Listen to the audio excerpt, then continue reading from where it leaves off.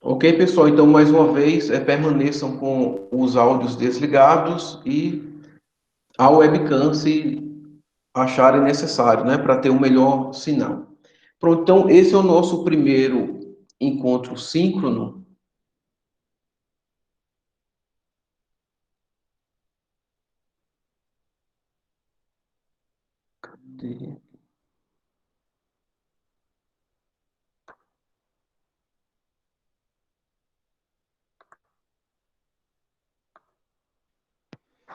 Certo? Então, todos vocês estão vendo aí, se não tiverem visualizando, podem me falar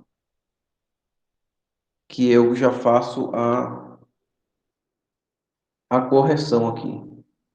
Estão conseguindo ver a tela? Sim. Pronto.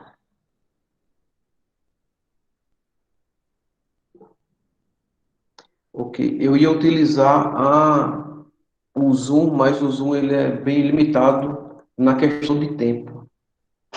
Certo? Deixa eu.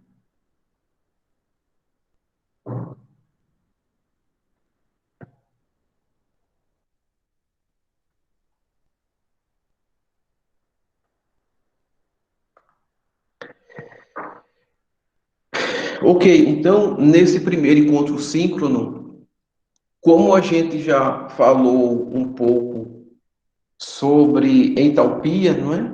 Que é a medida de calor à pressão constante. Então a gente vai falar de algumas outras coisas que estão envolvidas com a entalpia, tá certo? E mostrar como se calcula a entalpia. Então bora ver se o meu computador aqui me auxilia para ver se dá para fazer direitinho aqui a apresentação. Pronto, então, a primeira coisa que a gente vai falar na aula de hoje é sobre a entalpia de reação em comparação à energia interna, tá certo? Para o modelo de um gás ideal. Então, o que acontece? A gente já viu nas aulas que eu disponibilizei para vocês, né, que a entalpia ela é dada pela energia interna, U, mais a pressão vezes o meu volume. Né? Então, essa é a definição de entalpia. Energia interna, certo? Pressão constante e volume. Então, a gente consegue derivar isso daqui e obtém a nossa expressão da variação, já que essas grandezas termodinâmicas, que a gente chama de função de estado, elas são calculadas nas extremidades do fenômeno, digamos assim. Né? Então, eu consigo calcular a variação da minha entalpia, ou seja, a minha entalpia no início da minha reação e ao final, certo? A energia interna da mesma forma, a pressão e o volume também na mesma forma. Então, quando eu possuo o meu volume constante e a minha pressão constante, e eu levo em consideração o meu gás ideal, né?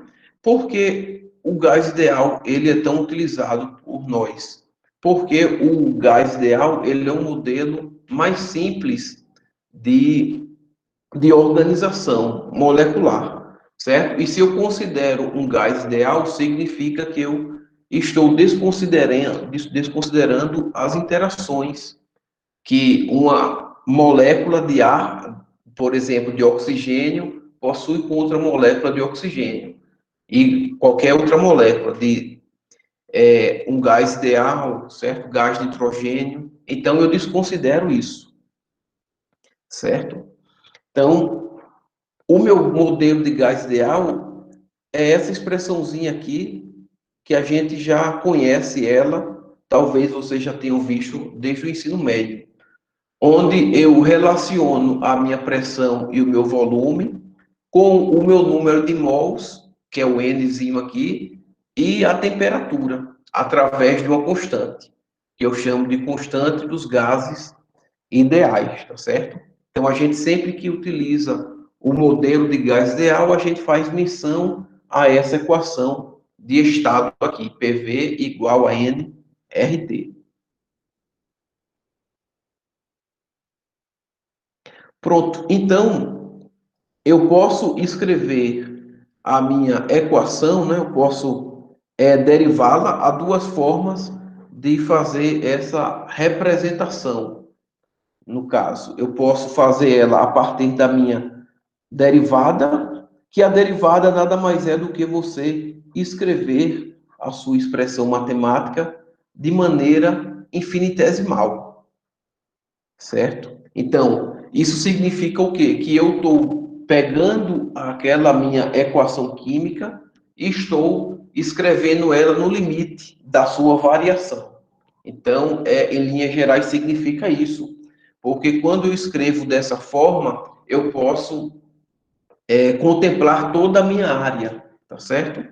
Sendo que a minha derivada, ela é uma parcela muito ínfima da minha variação, né? Da minha equação. Então, eu não consigo fazer nada com uma equação derivada no nosso caso, né? Então, a gente precisa sempre derivar a nossa equação, certo? Então, aqui, D de H, um ponto inicial a um final, vou colocar I e F, é igual à integral de I e de F, né? O estado inicial, o estado final, de U, mais P, integral de I até F de dV, certo? Então, isso daqui a gente já viu, não é? Se eu responder essa integral aqui, todas essas integrais são no modelo que a gente chama de integral de I até F d de x. A resposta dessa integral é a sua variação, vai ser x final menos x inicial. Então, aqui, se eu resolvo essa integral aqui, eu tenho h final menos h inicial, que vai dar o meu ΔH, du aqui, a minha integral du vai dar energia interna final menos inicial, e do volume também a mesma coisa, volume final menos volume inicial. Então, se eu tenho o meu volume constante, certo? Eu vou trabalhar só com essa equação aqui, né? Que vai dar no mesmo, isso daqui, dessa forma, eu obtenho isso. Não tem mistério, né? É só uma questão mais interpretativa. Então, se eu quero pegar o meu volume constante, eu vou substituir o meu volume V nessa equação, nessa daqui. Vamos só trabalhar com essa. Então, o meu volume constante aqui, se o meu volume é constante, se eu fizer a variação de volume, esse P delta V aqui vai dar zero, porque se a minha variação de volume, se o meu volume é constante, a variação da constante vai ser zero, certo? Então, vai ser P vezes zero, vai dar zero, então a variação de entalpia vai ser igual à variação da energia interna. Mas aí eu não quero isso, certo? O que eu quero é substituir o meu volume constante. Deixa eu ver aqui se eu tenho outro em branco. Tenho aqui. Então, para limpar aqui, eu vou escrever novamente a minha expressão, tá certo? Sem a variação. Então, no lugar de V, eu vou substituir V a partir da minha expressão PV igual a nRT. Por que eu posso fazer isso? Porque eu considero que eu estou trabalhando com gás ideal. O que seria um gás ideal? É um gás onde eu desconsidero as minhas interações intermoleculares. Ou seja, eu desconsidero que ele vai ser atraído ou repelido por outros gases, né? Outras moléculas de gás. Então, se eu quero ver aqui, então eu vou isolar V, tá certo? Então, como é que eu vou isolar V? Vou deixar V no primeiro membro da minha equação e vou levar a pressão para o segundo membro. Então, eu vou ter PV igual a nRT sobre P. Apenas isso. Então, V vai ser igual a nRT sobre P. eu posso substituir nRT sobre P no lugar de V aqui. Então, como é que ficaria a minha equação? H igual a U mais P nRT sobre P, tá certo? Como o P aqui também é uma constante, esse P ele é constante, então é o mesmo valor. Então eu tenho o mesmo valor multiplicando e dividindo. Então esse P ele vai embora. De modo que eu vou ter só H igual a U mais nRT, certo? Então, esse R daqui é uma constante, que é a constante dos meus gases ideais, tá certo? Então, ele tem um valor fixo, a gente utiliza ele mais com o valor de 8,31 joules por Kelvin mol, né? Ou eu posso escrever Kelvin a menos 1, mol a menos 1. Então, a gente utiliza esse valor nos nossos cálculos, observando a nossa unidade, joules por Kelvin mol, ou Joule, Kelvin menos 1, mol a menos 1. Então, isso é uma constante, e a temperatura também é uma constante. Então, R e T são constantes. Então, de modo que, se eu voltar lá na minha primeira, na minha primeira equação, e integrar todo mundo, não é? Então, se eu integrar todo mundo aqui, dessa equação, D de H, inicial, final, é igual à integral de D de U, mais eu vou ter o que aqui? RT constante, eu posso tirar RT da minha integral e já deixar apenas o meu número de mols, certo? Então, eu vou integrar meu número de mols. De modo que, ao final disso daqui, eu vou ter o quê? Isso aqui é a mesma coisa de D de X, de estágio 1 para o estágio 2, então eu vou ter o quê? HF, né? Entalpia final menos entalpia inicial, que é igual a, a energia interna final menos a energia interna inicial, mais RT, e N aqui, que vai ser a minha variação de N, né? No meu N final menos no meu N inicial. Então, aqui eu posso escrever que ΔH é igual a ΔU mais RT delta N, né? Para ficar mais bonito, os livros colocam o delta N na frente, né? Para lembrar essa disposição aqui.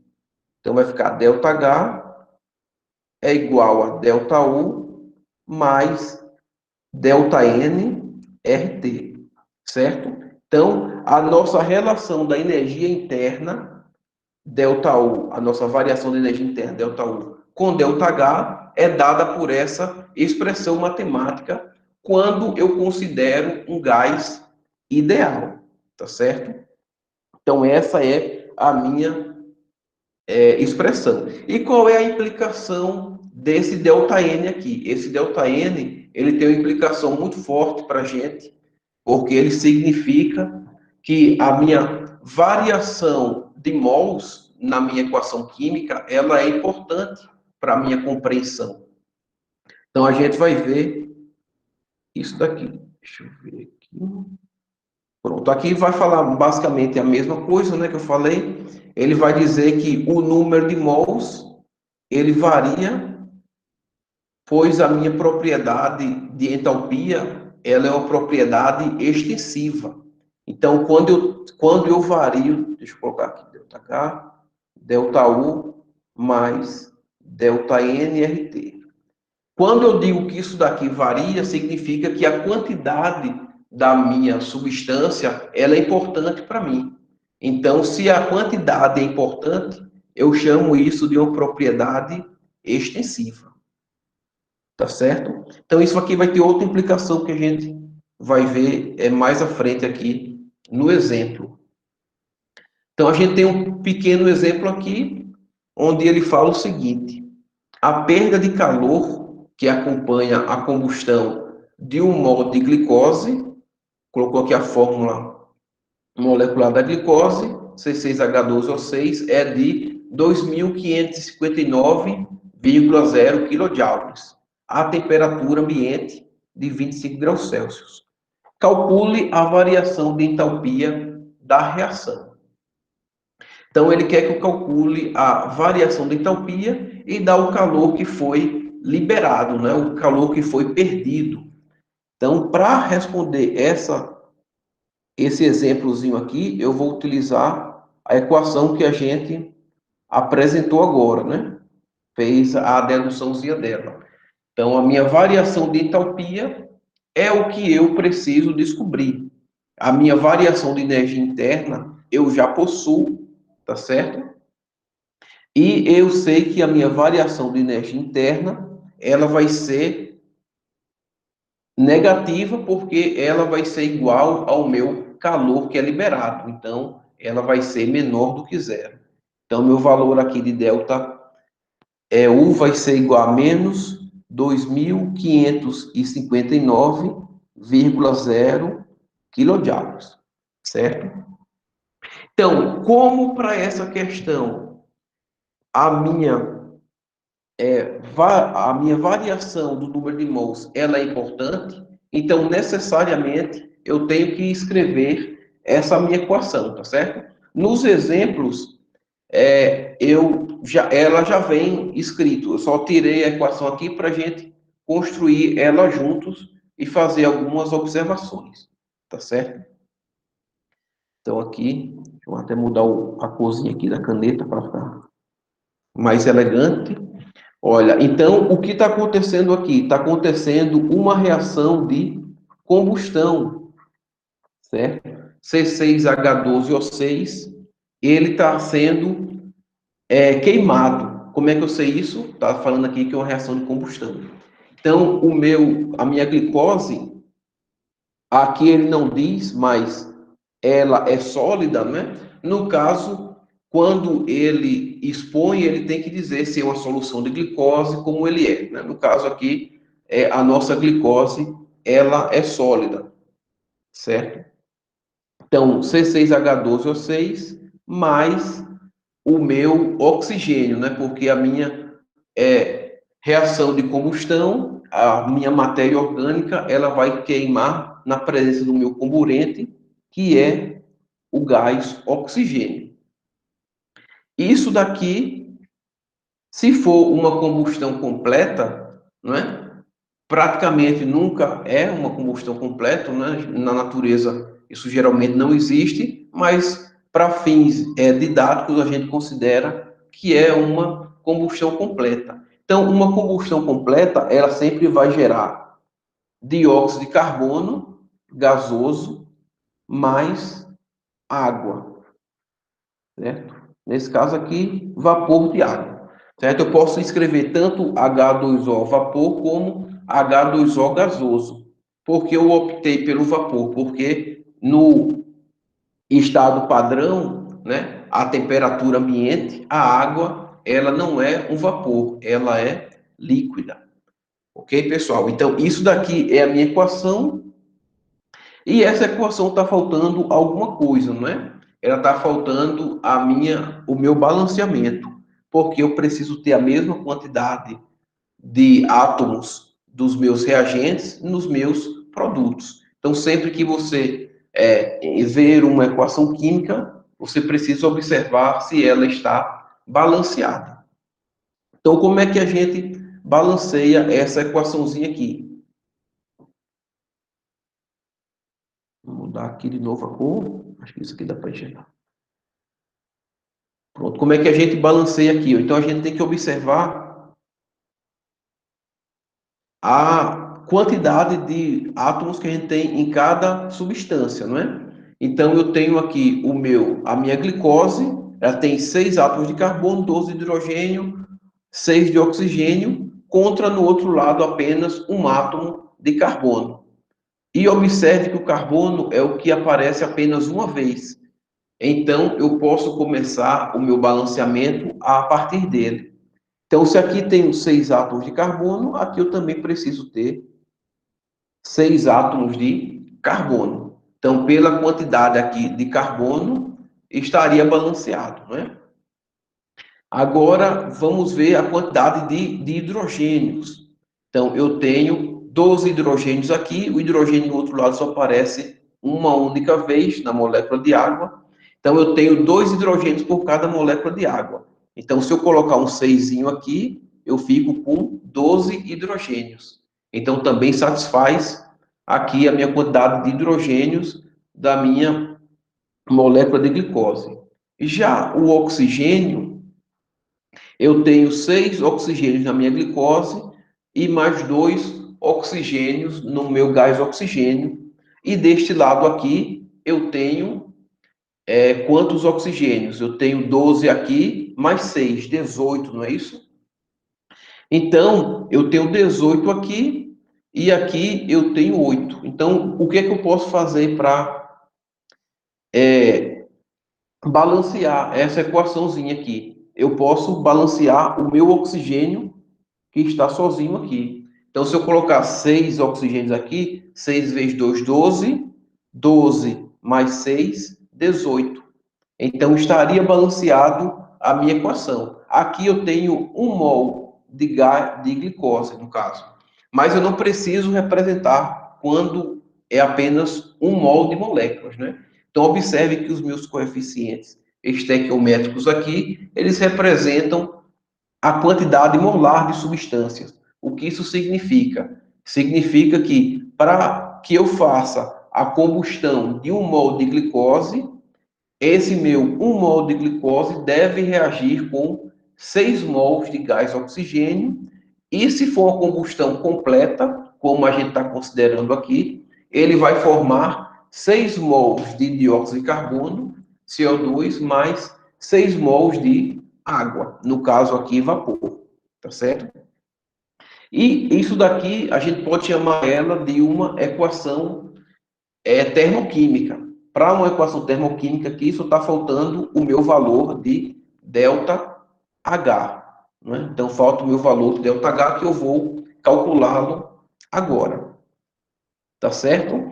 Pronto, então, aqui para fazer esse cálculo, ele vai ser bem simples. É só substituir aqui na minha expressãozinha matemática, não é? Então,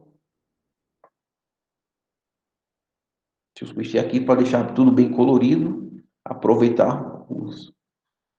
Então, ΔH vai ser igual a ΔU. Quem é ΔU? O calor liberado. Então, vai ser negativo. Vai ser menos 2.559,0 quilojoules, certo? Vou manter a unidade aqui para a gente observar. Mais a variação do meu número de mols. E o que quer dizer esse número de mols aqui? Então, esse número de mols é o número de mols da minha reação, certo? Então, se é o número de mols da minha reação, então como é que eu calculo ele? Bora prestar atenção aqui em cima. O número de mols da minha reação, né, no caso, a variação do número de mols da minha reação, vai ser dado pelo somatório do número de mols dos meus produtos menos o somatório do número de mols dos meus reagentes. Por que isso?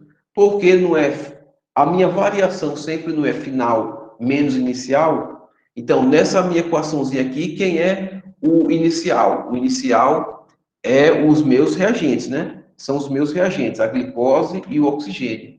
E os produtos são o meu final, que é o meu dióxido de carbono e a minha água. Então, o número de mols da minha reação vai ser dado por isso daqui, o somatório do número de mols dos produtos, que é o final, menos dos reagentes. Então, como é que ficaria isso? O número de mols dos produtos. Quem são os produtos? CO2 e água. Qual é os valores deles? 6 aqui, mais 6 daqui, eu tenho um total de 12 mols. Não é isso?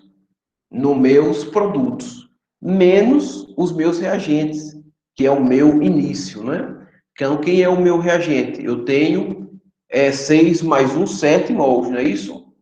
Não, não é? Vão ser apenas 6 mols. Por quê? Porque essa minha expressãozinha aqui, ela é a expressão para o meu gás ideal. Isso significa o quê? Que eu estou dizendo que esses meus valores aqui, esses meus gases aqui, o oxigênio, o CO2 e o vapor de água, todos eles estão se comportando de forma ideal, não é? Então, estou fazendo uma aproximação.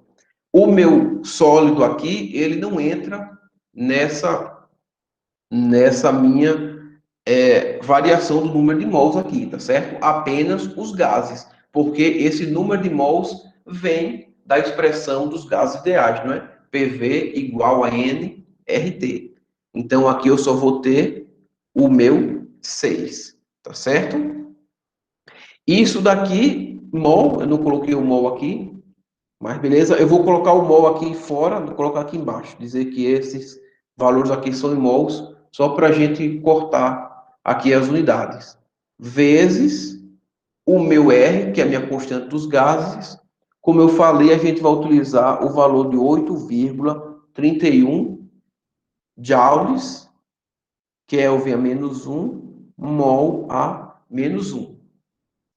Certo? Vezes a minha temperatura. Observe que a minha temperatura aqui, ela precisa estar na escala Kelvin, né?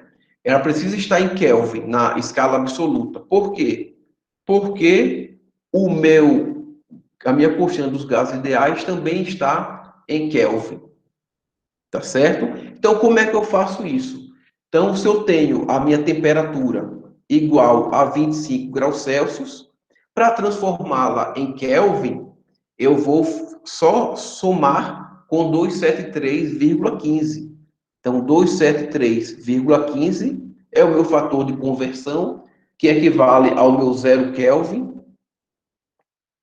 ou ao meu zero graus Celsius, no caso, certo? Mais 25. Então, isso daqui vai dar 273,15 mais 25, vai me dar 298,15 Kelvin, certo? Então, aqui vai os 298,15 Kelvin. Beleza? Então, as minhas unidades, elas vão todas embora. O mol aqui, ele vai embora com mol, tá certo? O Kelvin vai embora com Kelvin e eu vou ficar apenas com os meus valores de Joule, tá certo? Observe outra coisinha aqui, ó, que aqui a minha escala ela está em joules. Então eu não posso multiplicar joules por kilojoules. Eu tenho que deixar os dois na mesma unidade. Como aqui eu já usei essa minha unidade, então aqui eu vou transformar de kilojoules para joules de novo. É muito fácil. Basta apenas multiplicar por 10 a terceira, não é que kilojoules é 10 a terceira, é a mesma coisa de quilômetros, né? Então vou ficar com menos 2.559 vezes 10 a terceira joules. Então, eu passei de kilojoules para joules. É a mesma coisa, tá certo? Então, esse meu valor aqui, eu vou somar ele com esse meu produtozinho aqui, que vai dar uma continha. Deixa eu ver se eu já fiz essa continha. Sim, vocês podem fazer aí utilizando as calculadoras de vocês. Aqui, pelo que eu tinha feito, né? Não sei se está certo, depois vocês conferem. Vai ficar 1,49 vezes 10 a quarta, já deixando na mesma notação científica, que vai me dar no final um valor de ΔH.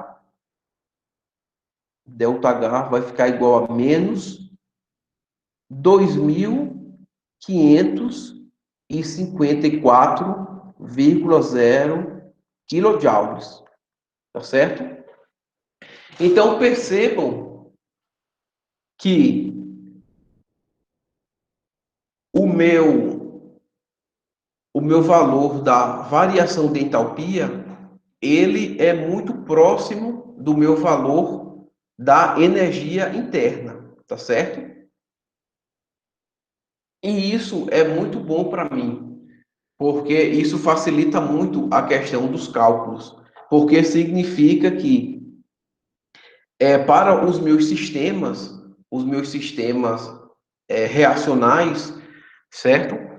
Eu tenho valores de energia interna muito próximos dos meus valores da variação de entalpia.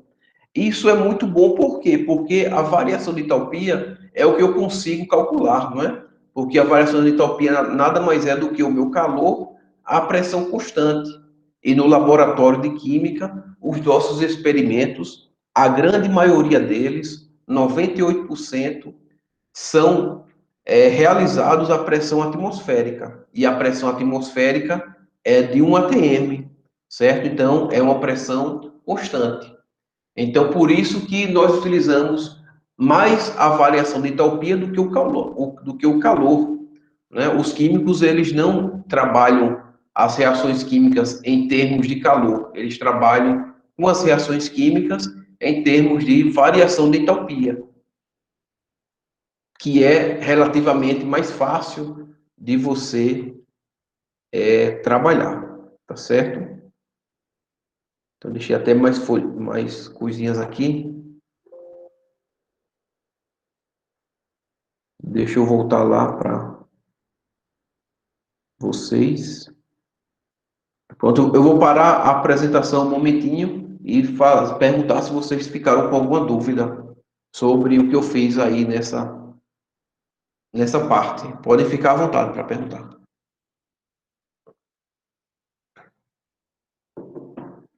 Deu para entender todo mundo? Por enquanto tá tudo certo, professor. Pronto. Muito bem, então podemos. Dá para entender tudo sim, deu para entender esses cálculos. Pronto, perfeito, perfeito. E além dos cálculos, a ideia é que vocês entendam a questão mais conceitual também, tá certo? O que cada valor significa, tá certo? Como é que a gente utiliza eles, tá bem? Tá dando para compreender, né? Pronto, então podemos continuar.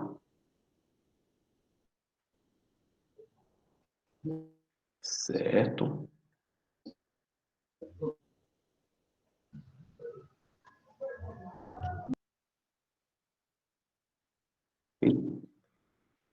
Eu tinha outro exemplo aqui, mas eu vou comentar ele rapidamente, porque senão a gente vai perder muito tempo. Deixa eu apresentar aqui mais uma vez. Que bom que o meu computador está me ajudando.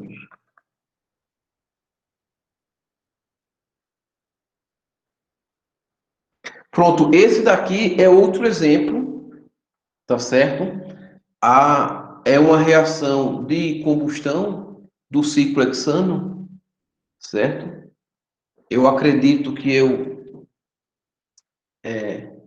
cadê aqui? Todo mundo está vendo, né? Pronto. Essa aqui é a variação de entalpia do ciclo hexano. É a mesma ideia. Vai ser a mesma tipo de reação, que é uma reação de combustão. Então, toda vez que falarem para vocês o que é uma reação de combustão, vocês têm que lembrar que o ciclo hexano é líquido, certo?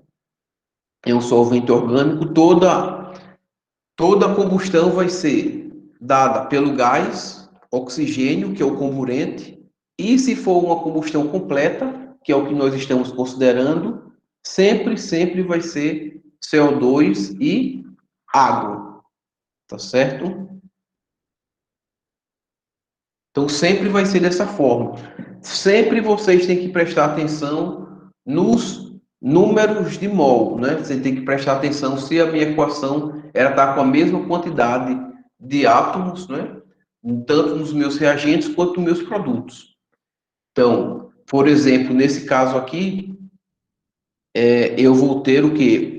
Para 1 mol do meu ciclo hexano, o ciclo hexano, para quem não lembra, é o meu irmão do meu benzeno, não é? Do meu anel aromático, sendo que não tem a ressonância, não tem as duplas ligações em ressonância. Então, aqui eu vou ter para 1 mol desse ciclo hexano, eu vou precisar de, no caso do meu dióxido de carbono, eu vou precisar de 6 mols aqui de dióxido de carbono para me dar os 6 carbonos. E no caso da água, para ter os meus 12 hidrogênios, também 6 aqui. Ok? Então, aqui já está balanceado, tanto o carbono quanto o hidrogênio, sendo que o oxigênio ainda falta. Então, eu tenho quantos oxigênios aqui? 6 vezes 2, 12, mais 6, 18, né? Então, aqui eu vou precisar de 9 oxigênios, tá certo? Então, aqui a minha equação está balanceada e eu vou proceder da mesma maneira, tá certo? Ou de maneira semelhante, porque o que ele quer aqui vai ser a minha variação de energia interna, não é? Então, ele quer que eu calcule o meu ΔU. Então, a minha equação a gente já sabe qual é, vai ser o ΔH, variação de entalpia é igual a ΔU mais N, certo? ΔN, no caso, ΔN, RT, ok? E quem eu quero descobrir é a minha energia interna. Então, a minha energia interna, variação de energia interna, vai ser ΔH menos ΔN, RT, tá certo? Então, estava no meu segundo membro, eu deixei ele aqui e passei o ΔN, RT para o outro lado. Então, ficou assim.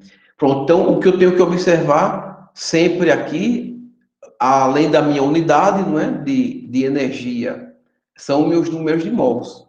Então, o meu número de mol aqui vai ter o número de mols dos meus produtos, que são o final, que vai ser 6 mais 6, 12, menos o número de mols inicial, que vão ser 9 do meu gás, né? Lembrando que essa minha equação é para o sistema de gás ideal. Então, 12 menos 9 vão ser 3 mols aqui, tá certo? Então, é dessa forma que vocês têm que fazer. Aqui, como ele fala que é para 1 e 2 mols, né? 1 mol e para 2 mols. Então, para 1 mol, os meus valores são esses daqui. Se for para 2 mols, eu vou dobrar tudo. Mas eu só preciso fazer isso ao final, que vai dar o dobro do meu valor, tá certo? Então, ao invés de ter 12 aqui, eu vou ter 6. Então, no final, eu vou ter o mesmo valor, certo? Então, ou dobrando antes ou depois, o meu valor é o mesmo. Pronto, outra forma de entalpia muito importante para a gente é a entalpia padrão de reação, né? Na verdade, é o que a gente entende mais, estuda mais no nosso dia a dia. Porque as entalpias padrão, elas indicam reações nas quais os reagentes e produtos estão em seus estados padrão. Então, toda vez que eu quero identificar se alguma coisa está no estado padrão, ou seja, está a 1 atm e a 25 graus Celsius, eu tenho que observar esse símbolozinho aqui. Esse símbolo, ele nos persegue, né? Todas as propriedades termodinâmicas que nós vemos e tem esse zero em cima, ele significa que é a minha variação de alguma coisa padrão, certo? Então, no caso aqui, a minha variação de entalpia padrão. Então, eu coloquei essas duas equações termodinâmicas aqui, só para a gente avaliar. Ó. Então, perceba que essas equações termodinâmicas, elas têm os elementos que a gente precisa para uma equação termodinâmica. Mais uma vez, os estados de agregação, eu não tenho como escrever uma equação termodinâmica sem os meus estados de agregação e sem a minha variação de entalpia, tá certo? Por que os estados de agregação eles são importantes? Porque se eu mudar o meu estado de agregação, eu já mudo o meu valor da minha variação de entalpia. tá certo? Então, está diretamente relacionado à variação de entalpia, como estão as minhas substâncias. Então, no caso aqui desse exemplo, desses dois casos aqui, que é a equação de combustão do gás metano, quem está sofrendo, quem no caso aqui é uma reação, uma entalpia padrão, é o primeiro caso, né? Então, isso aqui é a minha variação de entalpia padrão de reação, igual a menos 890 kJ. Então, por que isso daqui é a minha variação de entalpia padrão de reação? Porque todos os minhas substâncias presentes na reação, elas estão no estado padrão a temperatura, perdão, e pressão ambiente. Então, o meu gás metano, ele é gás à temperatura ambiente. O meu gás oxigênio é gás à temperatura ambiente. Ainda bem, não é? O meu dióxido de carbono, ele é gás à temperatura ambiente e a minha água, ela é líquida à temperatura ambiente. Então, todos eles estão no estado padrão, ou seja, no estado que eles se encontram a pressão ambiente, a pressão atmosférica e a temperatura que é ambiente, né? Não ambiente aqui de certa olhada, mas é a temperatura onde todos esses valores eles foram calculados, tá certo? Então, essa daqui é a minha variação de entalpia e essa daqui, padrão, no caso, isso daqui é a variação de entalpia apenas da minha reação, certo? Então, entenderam? Ó, isso daqui é a variação de entalpia da reação e isso daqui é a variação de entalpia padrão da minha reação, porque a pressão e temperatura ambientes, todos eles estão no seu estado padrão, no seu estado natural, digamos assim, né? A essa temperatura.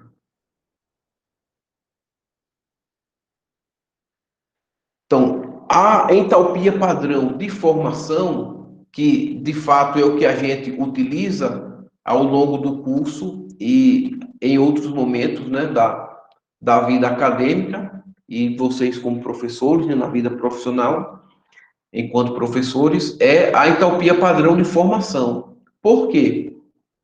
Porque existe uma quantidade muito grande de reações químicas, tá certo? E essas reações químicas, elas vão gerar, a depender da quantidade dos meus reagentes, a depender do estado de agregação dos meus reagentes, eles estão no estado sólido, líquido, gasoso, eles vão me dar variações de entalpias diferentes. Então, a maneira que a gente tem para calcular essa variação de entalpia é através da entalpia padrão de formação. Então, o zerozinho aqui sempre aparece quando é padrão, não é que eu estou falando, e agora a minha entalpia padrão de formação. Então, entalpia padrão de formação é a quantidade de calor absorvida ou liberada a pressão constante, né? Lembre que toda vez que a gente está falando de entalpia, a gente sempre está considerando a pressão constante. Se a nossa pressão não fosse constante, nós estávamos trabalhando com a variação de energia interna, que é a primeira lei da termodinâmica, né? Lembre que a variação de entalpia, ela é uma adaptação da primeira lei da termodinâmica para situações de pressão constante, que é a pressão que a gente tem no nosso laboratório, a pressão atmosférica. Então, durante a formação de um mol de uma substância qualquer, a partir de substâncias puras. Então, é uma definição bem padrão, sem trocadilho da palavra, é uma definição bem padrão, e embora seja simples de compreender, essas entalpias que a gente vai utilizar tabeladas, elas não são tão triviais de você conseguir obter, não é? Embora a gente tenha nos handbooks de fisicoquímica, de química, de física, uma grande quantidade de entalpias padrão de formação, que é o que de fato a gente utiliza para calcular as entalpias padrão de reações, elas não são triviais, tá certo? De você obtê-las. Então, significa que para eu ter uma entalpia padrão, eu preciso de que os meus reagentes eles estejam no estado, nos estados puros. Por exemplo,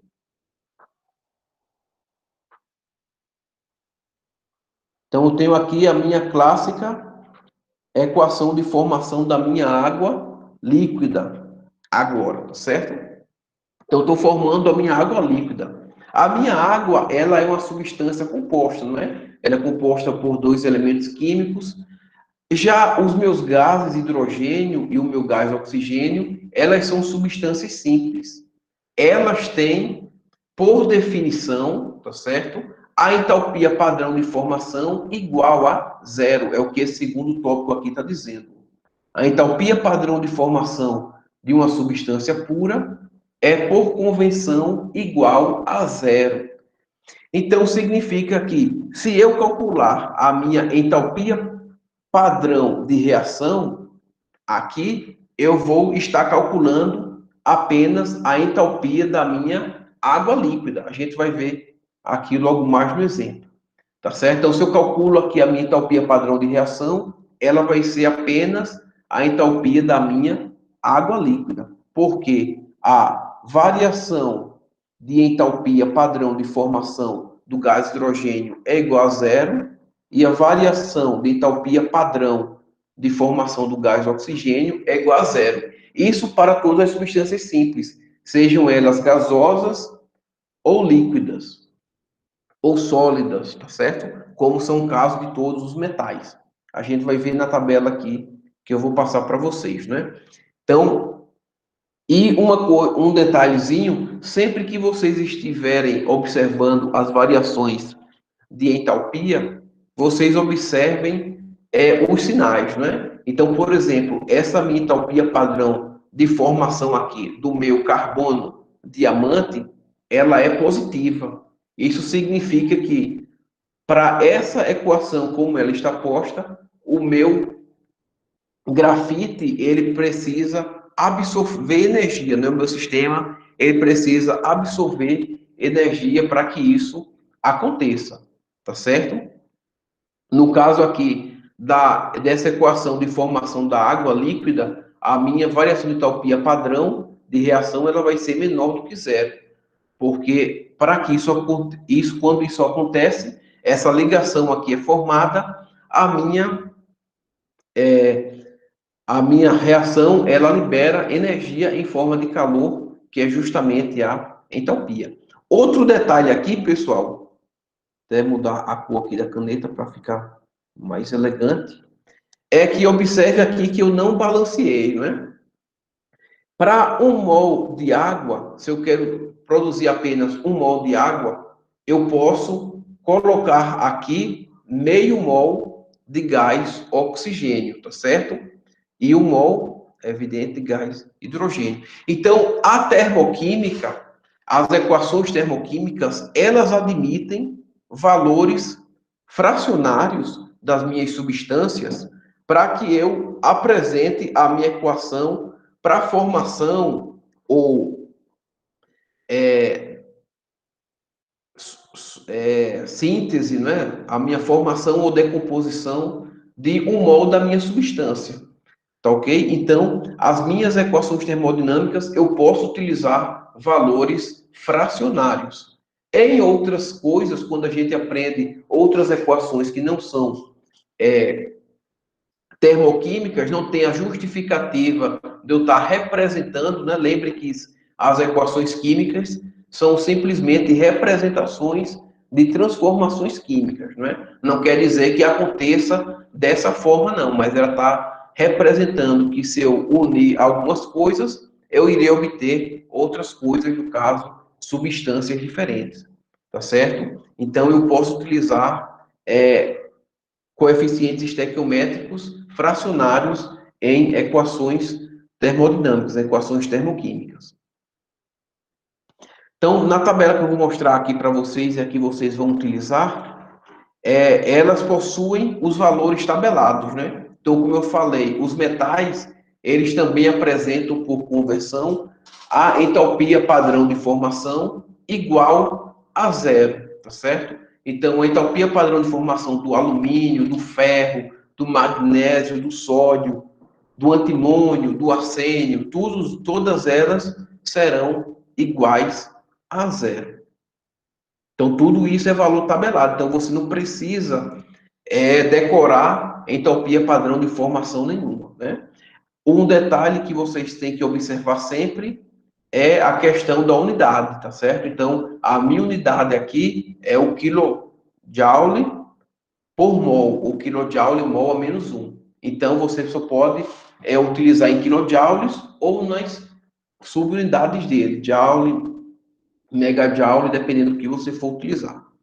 Então, chegamos aqui nessa parte crucial, que é a forma que eu tenho para, uma das formas, na verdade, né, a mais utilizada, existem outras formas, a gente vai ver alguns exemplos da lei de Hess, que vocês estudam no ensino médio, não é? Para calcular a entalpia padrão de reação, só que lá no ensino médio, como vocês não estudam ou não utilizam tabelas de valores termodinâmicos para calcular a partir da entalpia padrão de formação, então vocês param geralmente na lei de Hess, né? Utilizando equações químicas, padrões para formar para chegar na sua equação química. A gente vai ver também aqui. Então, isso significa que para qualquer variação de entalpia padrão de reação, eu posso calculá-la através do somatório dos meus números de mols, né? E das minhas entalpias padrão de formação do meu final, não é? Que aqui é a minha variação final, não é isso? Quem é a minha variação final? Os meus produtos, menos a minha variação de entalpia inicial, que no caso são os meus reagentes, tá certo? Então, isso é uma arma muito poderosa para a química como um todo, porque a gente consegue observar se uma reação ela vai ser exotérmica, ou seja, vai liberar energia na forma de calor, se ela vai ser endotérmica, se ela vai absorver energia na forma de calor, através dessa equaçãozinha aqui. Então, por exemplo, como eu mostrei lá no exemplo de vocês,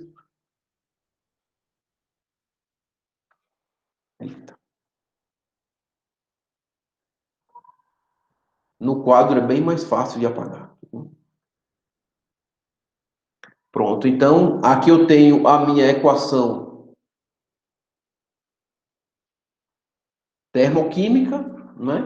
Então eu quero encontrar a entalpia padrão de reação, certo? Dessa minha reação aqui. Essa entalpia padrão de reação, ela vai ser igual à minha entalpia padrão de formação da minha água, tá certo? Por que elas vão ser iguais? Porque as minhas substâncias, gás hidrogênio e gás oxigênio, são substâncias simples. Então, a entalpia padrão de reação delas é igual a zero. Certo? Então, para não ficar deselegante aqui, eu vou fazer o balanceamento, né? E vou utilizar essa minha expressãozinha aqui. Então, ΔH padrão de reação vai ser igual ao quê?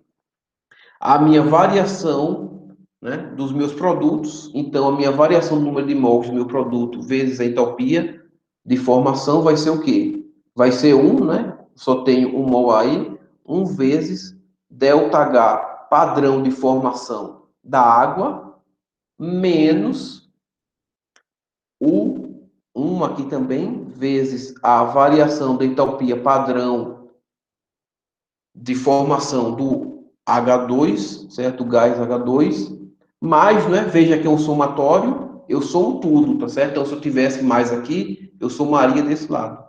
Mais meio da entalpia padrão de formação do meu gás oxigênio. certo? Então, isso daqui vai dar zero, não é? Porque esse valorzinho aqui, a gente vai ver lá na tabela, é igual a zero, isso aqui vai dar igual a zero. Então, vai ficar 1 vezes zero, zero, mais meio vezes zero, zero, então vai ficar zero aqui. Então, a minha entalpia padrão de reação vai ser igual à minha entalpia padrão de formação da água, que vai ser exatamente, eu anotei aqui em algum lugar, menos 285,83 quilojoules mol a menos 1, certo? Então, nesse meu exemplo aqui, eu tenho a minha entalpia padrão de formação da água igual à minha entalpia padrão da minha reação. Então, é dessa maneira que se calcula as entalpias padrão de formação, tá certo? Para substâncias compostas, já que as substâncias simples têm os valores iguais a zero. Então, nesse exemplozinho bem simples aqui, ó, aqui eu coloquei só uma tabelazinha curta, aqui tem outras propriedades termodinâmicas, aqui a gente já viu, a capacidade calorífica, né? Mas as outras a gente vai ver nas próximas aulas. A variação de entalpia padrão de formação é o que a gente vai utilizar aqui, ok? Então ele diz, a partir da equação química, essa daqui, monóxido de carbono mais gás hidrogênio, formando carbono gasoso mais água gasosa, ele quer que eu calcule a variação de entalpia da reação, né? Então, a minha variação de entalpia padrão da minha reação vai ser igual a quanto? Então, é só utilizar as minhas entalpias padrão de formação individual, não é isso? Observe aqui, para não gastar o espaçozinho ali, que eu estou com a minha equação balanceada. 1 mol de CO tem um carbono aqui, um oxigênio aqui, um oxigênio aqui, 2 hidrogênios aqui. Então, eu não vou mexer nisso.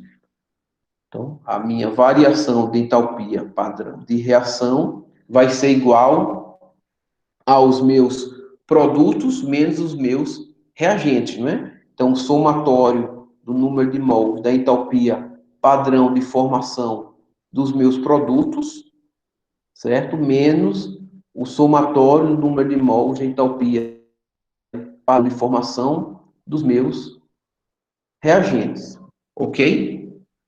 Então, aqui é só substituir.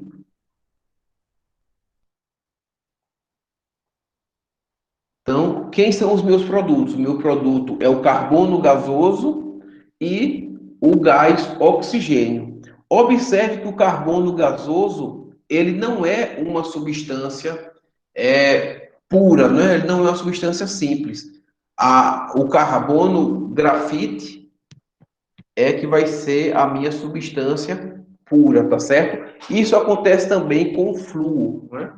E por que isso acontece? Isso acontece porque essas substâncias, o flúor e o carbono, eles são difíceis de você calcular experimentalmente, né? Você consegue calcular termodinamicamente, mas você não consegue comparar com os valores experimentais, porque é muito difícil obter essa substância aqui, né? O carbono, ele é altamente reativo, você não vai encontrar o carbono livre nunca, né? Nessas condições aqui, ele vai reagir com o oxigênio e formar monóxido de carbono, dióxido de carbono, certo? Então, o que vai acontecer aqui vai ser que a minha entalpia padrão de formação final vai ser o quê? Observe também que as minhas unidades, elas estão todas iguais, não é? Então, quando eu obtiver aqui a minha entalpia padrão, ela vai estar em kilojoules mol a menos 1. Sempre observem os sinais, tá certo? Então, como é que vai ficar aqui? Variação do número de mols, todos eles só têm 1 mol, então vai ficar 1 vezes ele mesmo, não é?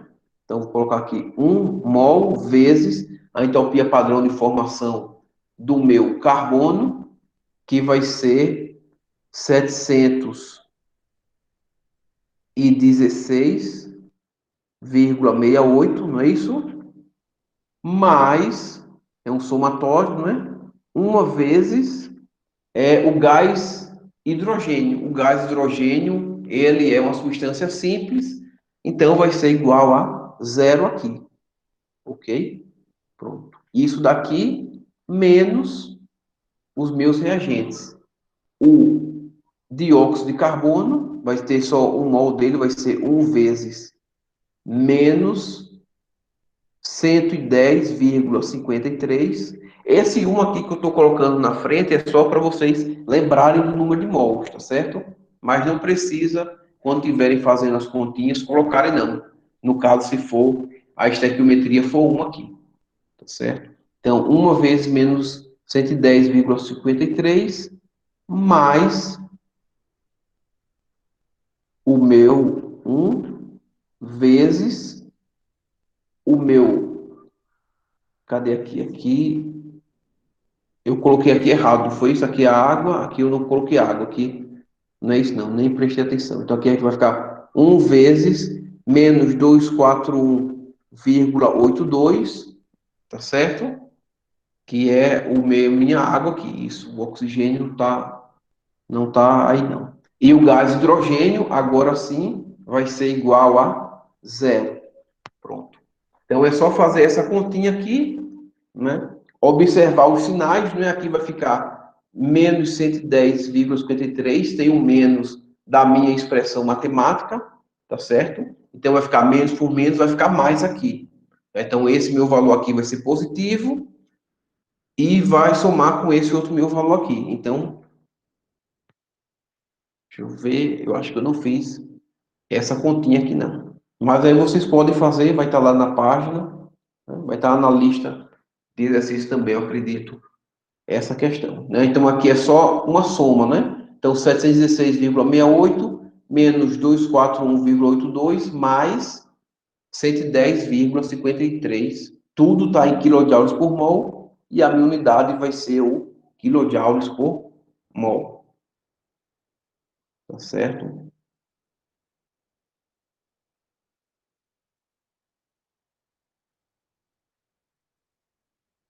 Finalizar aqui. Alguma dúvida dessa segunda parte? Deu para entender? Alguma coisa? Podem falar, não se acanhe não.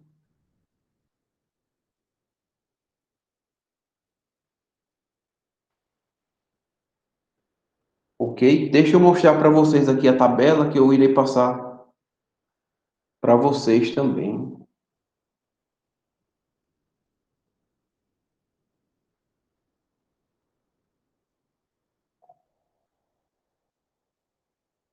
Pronto. Essa daqui é a tabela de dados termodinâmicos, tá certo? Que vocês vão utilizar, né? Essa daqui é do livro do Atlas, do Princípios de Química. A Rural já deveria ter conseguido uma biblioteca virtual, mas até agora eu não sei como anda as tramitações, né, burocráticas. Mas vocês acham esses livros facilmente na internet, né? Eu não posso passar para vocês porque seria crime, né? Mas enfim. Pronto, então a gente utiliza aqui essas tabelas, certo? Tanto com os dados da entalpia padrão de formação, quanto outros dados termodinâmicos. Essas tabelas aqui, elas são calculadas, né, periodicamente, e os seus resultados eles são apresentados em livros que a gente chama de handbooks. Então, esses handbooks, eles têm vários dados de cálculos físico-químicos, né? Vários dados de cálculos termodinâmicos, e são listas bem extensas mesmo. Para a maioria dos exemplos que a gente faz de termodinâmica, uma tabela desse tamanho aqui, ela é suficiente. Tá certo?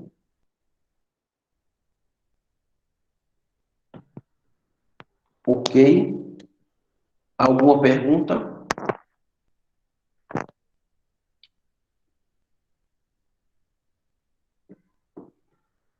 Não? Então vamos continuar aqui para última parte, vou colocar aqui mais alguns slides em branco que nós vamos precisar.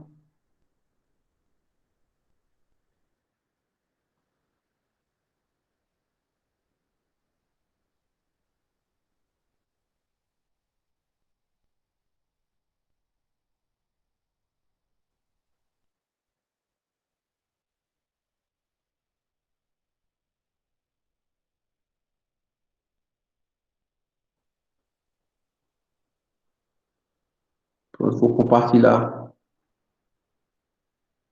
a tela mais uma vez.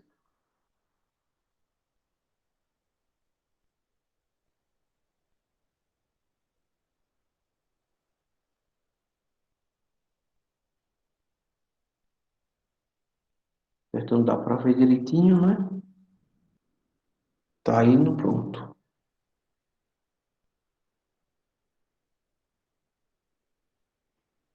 Ok? Outra entalpia para a gente finalizar, para não ficar muito cansativo, né? Nos vídeos eu vou mostrar para vocês com outros exemplos e vou passar as atividades para vocês. A entalpia padrão de ligação é outra entalpia que é bem interessante, sobretudo para compreensão da ligação química. Então, se vocês, algum momento, tiverem oportunidade de estudar química teórica, química quântica, então, os programas, os softwares que calculam, eles fazem muito desses cálculos, né? Então, você calcula muito a entalpia padrão de ligação. Então, a entalpia padrão de ligação, ela vai ser a quantidade de calor, né, energia térmica absorvida, quando a ligação química é desfeita.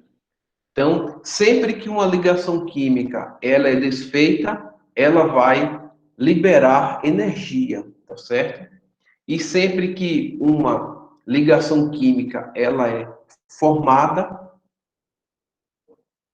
ela vai liberar energia, certo? Então, isso aí tem um significado muito profundo para a gente, né? Então, a minha ligação química, quando ela é formada, ela libera energia porque as minhas ligações, o meu produto formado, ele é mais estável, tá certo? Então, quando eu tenho, deixa eu fazer aqui um exemplozinho bem simples. Então, quando eu tenho o meu metano, né? Deixa eu fazer o contrário aqui, senão vai ficar estranho. Mudar a cor aqui. Pronto. Então, vamos supor que eu tenho o gás hidrogênio, que é mais simples, certo? Então, esse meu gás hidrogênio aqui, gasoso, se eu quebro essa minha ligação, né, uma cisão homolítica, cada um vai ficar com um elétronzinho, vou gerar dois radicais aqui, certo? Se isso acontece, para que essa minha ligação ela seja rompida, eu preciso que o meu sistema ele absorva energia, tá certo? Então, o meu sistema ele absorve energia para conseguir romper essa ligação. Então, por exemplo, essa minha variação de entalpia padrão de ligação aqui, ela é igual a 436 quilojoules mol a menos 1, certo? Então, observe que é um valor positivo. Então, eu precisei dar energia ao sistema para que isso aconteça. Se eu escrevo essa minha mesma equação química, né? Ao contrário, então aqui eu tenho o meu H2. Se eu escrevo essa mesma equação química ao contrário, os meus radicais aqui, certo? todos os gasosos, logicamente, né? Então, se eles vão se unir para formar o meu H2, para formar essa minha ligaçãozinha aqui, eu vou ter que liberar energia, certo? Então, essa equação, ao contrário, como a gente já viu na aula anterior, ela vai ter o valor igual em módulo, né? Porque o seu sinal ele vai mudar. Então, vai ser menos 436 quilojoules mol a menos 1. Então, isso significa o quê?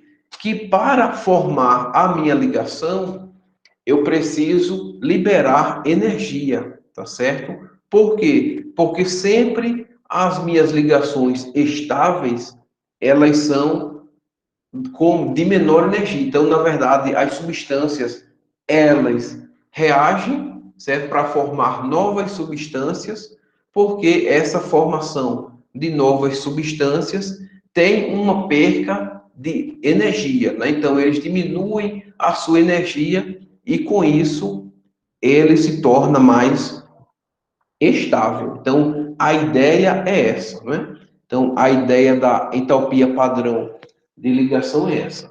Quando uma reação acontece, as ligações são quebradas, tá certo?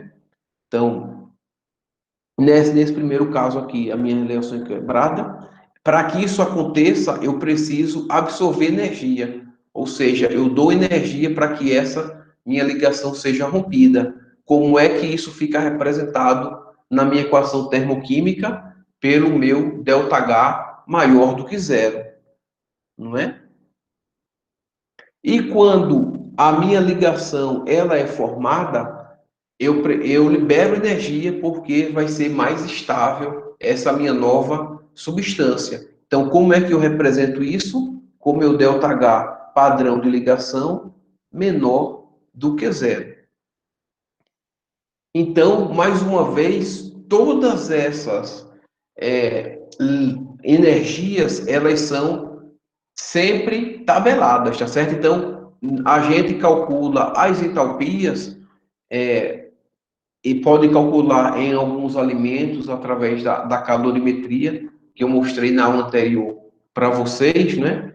Mas essas entalpias padrão de formação, entalpia padrão de ligação, certo? Entalpia padrão de combustão, certo? Entalpias de mudança de fase, todas elas são valores já tabelados às condições padrão, tá certo? De 1 atm, 25 graus Celsius. Então, observem aqui essa tabela, que tem algumas informações interessantes aqui para a gente.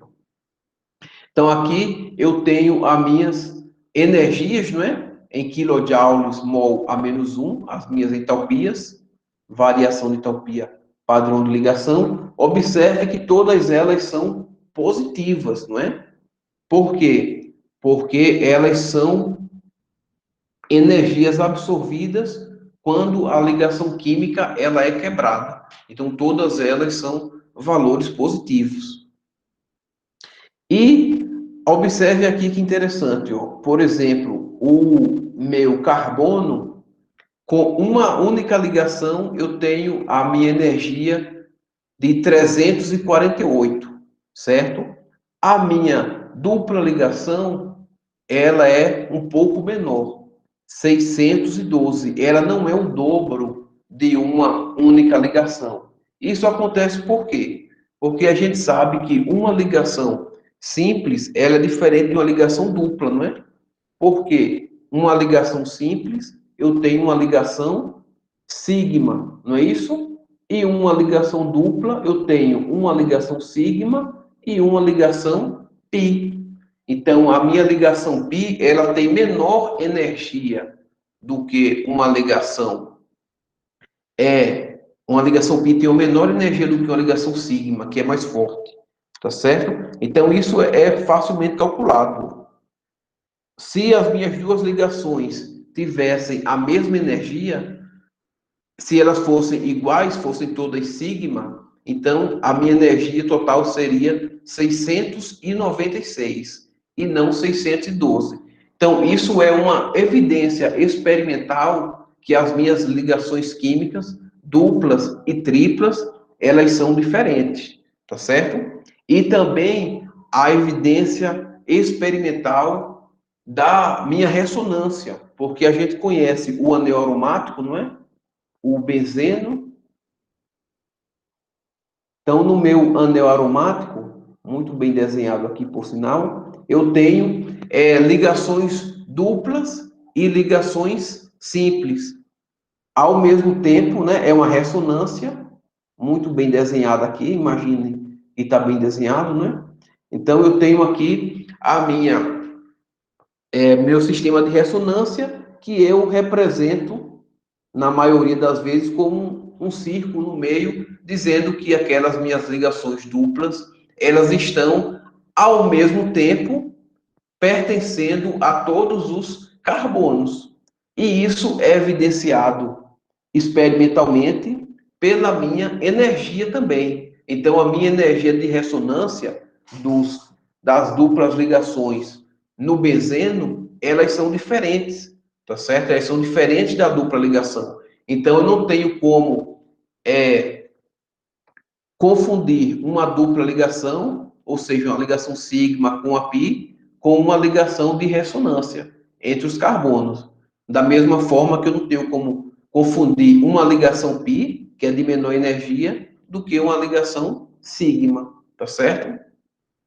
E isso acontece para todos os meus elementos, tá certo? Então, perceba que átomos que têm uma energia maior, né, eles precisam absorver uma energia maior. Aí, onde mora a sua estabilidade, tá certo?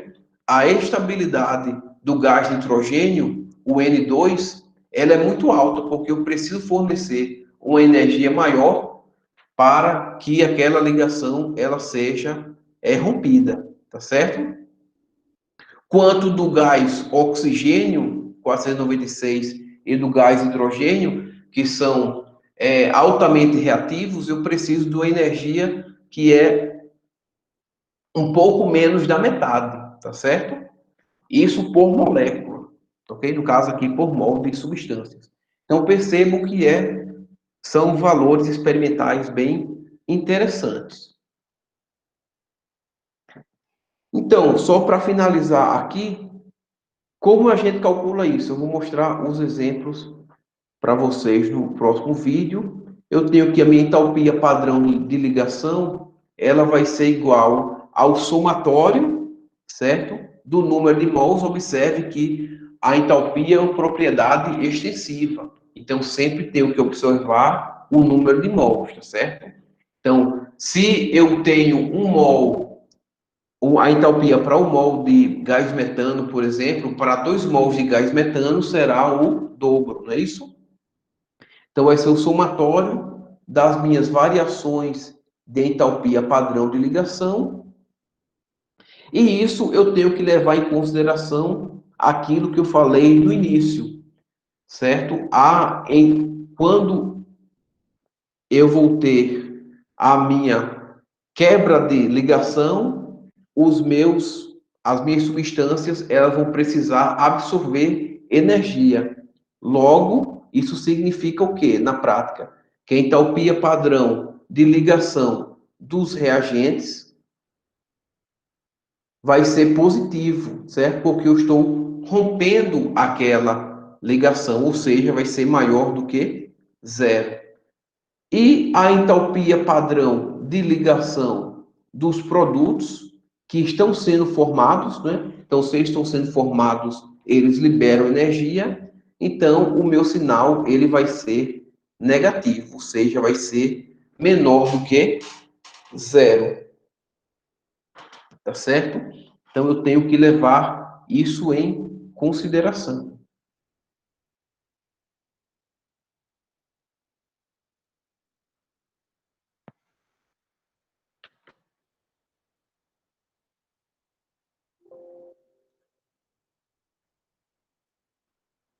Ok, pessoal? Alguma dúvida? Vocês querem fazer alguma consideração sobre a atividade? Acharam muito fácil, muito difícil, razoável? Já fizeram? estão acompanhando os videozinhos lá que estão disponíveis na sala de aula do Google? Podem falar.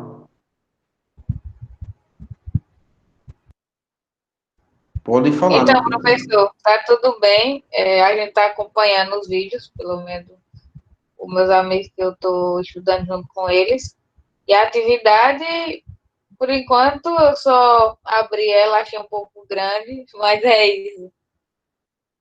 É porque a atividade ela pega várias questões conceituais, né? Teóricas ao longo do conteúdo. Porque se você observar, é um conteúdo bem extenso mesmo, né? Então a gente tem vários detalhezinhos, né? A termodinâmica ela é bastante extensa, mas a gente só usa um pedaço dela. Tem um professor muito bom de física que da UFF, que é a Universidade Federal Fluminense, que eu vou passar para vocês os vídeos dele, só por questão de curiosidade mesmo, para vocês que quiserem entender um pouco mais de termodinâmica, né? Então, os vídeos dele são muito bons e vocês já têm uma base para compreender algumas coisas que ele vai falar lá, tá certo? Certo, professor. A atividade vai valer nota? Sim, a atividade, além da frequência, ela vale uma parcela da nota da primeira VA, né? Eu ainda não decidi quanto vai valer, não, para não prejudicar ninguém, caso seja uma coisa que não fique bem feita, né? Procurem sempre fazer de maneira organizada. Eu coloquei lá nas questões para vocês explicarem, né? A ideia de vocês explicarem os cálculos, as coisas, é porque não é para ser algo decorativo, né? Eu não quero que vocês decorem as fórmulas, eu quero que vocês entendam como funciona, tá certo? Então, eu quero que vocês tenham a ideia de que essas expressões matemáticas que existem bastante na termodinâmica, elas são conclusões teóricas e experimentais, não é? Então, a termodinâmica, ela é um ramo matemático da física e muito das ideias delas, elas são ideias universais, né? Que foram compiladas em três leis, né? A primeira lei da termodinâmica, que é essa que a gente está vendo, voltada para a química, que é a entalpia nesse momento, e as outras duas leis que falam sobre a espontaneidade das reações, né? E o limite da espontaneidade, que seria a terceira lei, não é? A questão do zero absoluto, que é um valor teórico, tá certo? Então, isso é interessante que vocês observem. Infelizmente, a gente está sem livro no momento, né? Mas eu vou passar alguns links para Débora passar para vocês com algum material, né? Mas, infelizmente, não tem como conciliar a produção de material com as outras disciplinas e a coordenação do curso, né? Então, vocês acabam sofrendo um pouquinho aí, e, inclusive, as aulas remotas é difícil porque a pessoa não sabe se vocês estão compreendendo as coisas, né? Fazendo as continhas direitinho, tentando ler e estudar, tá certo? Como tem muita informação na internet para vocês estudarem, eu aconselho que vocês se prendam mais a livros texto, né? Então, livros textos são sempre a melhor fonte de informação, porque eles são o menos errado possível. Na verdade, é isso, porque você tem uma grande quantidade de conteúdo e esse conteúdo, muitas vezes, ele é passado de forma superficial, certo? E então aí ficam algumas coisas sem explicação, ou até mesmo algumas coisas erradas, tá certo? Essa ideia de termodinâmica, ela é importante para a gente por conta das outras disciplinas da química, não é? E o que a gente vai ver também aqui no curso, que é o equilíbrio químico, a eletroquímica, que eles utilizam das definições termodinâmicas, tá certo?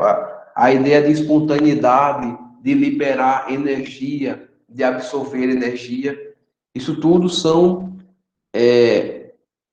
conceitos universais, tá certo? E fundamentais também para compreender as coisas, ok? Por exemplo, o que a gente acabou de ver, a entalpia padrão de ligação, a entalpia padrão de ligação, ela é estudada mesmo antes da gente ver entalpia, né? Quando a gente diz que uma ligação simples ela é diferente de uma ligação dupla, que uma ligação dupla é formada por uma ligação sigma e outra ligação pi, então aquela ideia conceitual ela tem um fim matemático, né? Ele tem uma justificativa matemática, não é um achismo, né?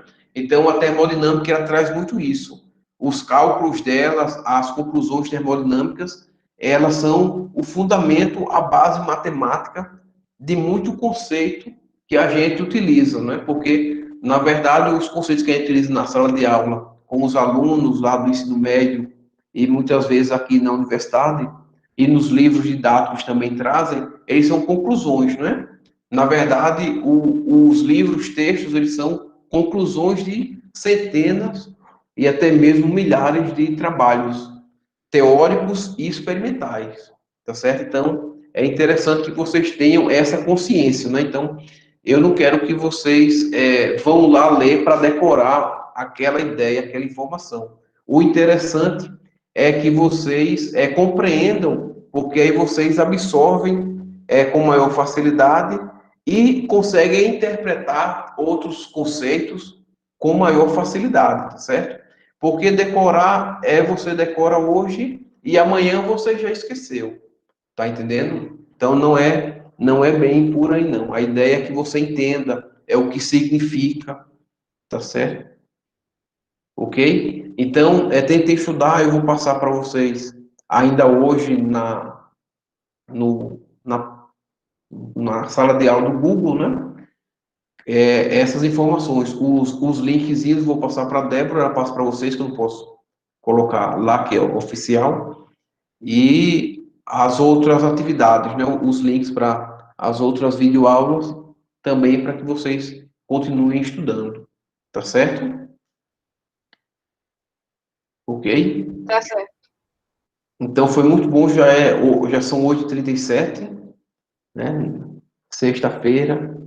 Pronto. Então a gente vai encerrar por aqui, senão o vídeo fica muito curto, muito longo. E a gente pode ver também outros momentos para encontros síncronos. A depender dos dias que vocês tiverem disciplinas, né? A gente pode ver outros momentos, inclusive começar esse encontro síncrono da sexta-feira um pouco mais cedo, né?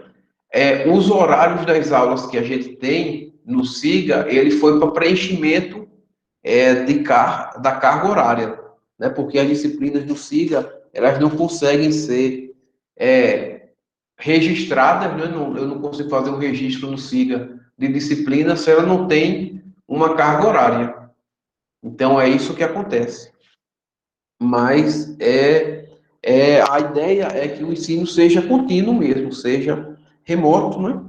Mas, então, se vocês quiserem outros horários, também vocês podem falar com Débora, né? Colocar lá no grupozinho do WhatsApp, aí a gente vê, sem problema, outros horários, hoje mais cedo, em outros momentos que a gente pode conversar mais, tirar algumas dúvidas, tá certo? Sim, a aula, ela é disponibilizada lá, né? Na verdade, ela tem que ser, né? Porque o momento síncrono, ele não é obrigatório, né? Justamente por ser uma disciplina de caráter remoto, tá certo? Então, aí a gente não pode obrigar que o aluno ele participe, tá entendendo? Então, por isso que a gente está gravando, porque aí eu faço uma breve edição lá e a gente disponibiliza, né? Tá certo? Tudo tem que ser disponibilizado lá na página. Tá ok, pessoal? Então, eu agradeço a participação de todos vocês. Qualquer dúvidazinha, vocês vejam lá o vídeo. Só vai demorar para ir para lá, porque realmente deve ter ficado pesado o vídeo e ele demora um pouquinho para fazer o upload, né? O upload, ele é meio lento, pelo menos nesse meu computador aqui.